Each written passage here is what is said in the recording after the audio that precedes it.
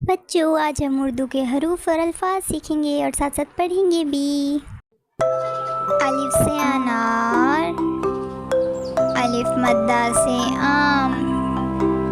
बे से बिल्ली, पे से पतंग, ते से तितली, टे से टमाटर, से समर, चीन से जहाज, चे से चिड़िया, हे से हजामत, खे से खरगोश, दाल से दर्जी, डाल से ढोल, जाल से ज़ख़ीरा, रे से रोटी,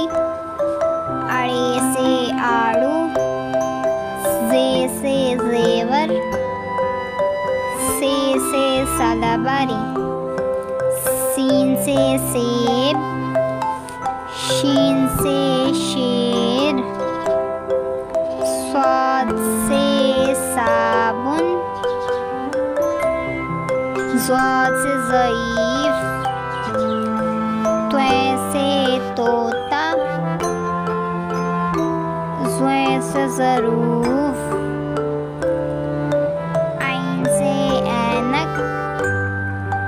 ग़ाइन से गुब्बारे, फे से फुटबॉल,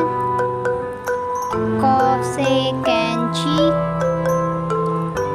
काफ से कबूतर, गाफ से घोड़ा, लाम से लाटू, मीम से मुर्गी, नून से नारियल, वाव से वैन, है से हाथी, हमजा से आईना, छोटी ये से याकुत, बड़ी ये से यक्का।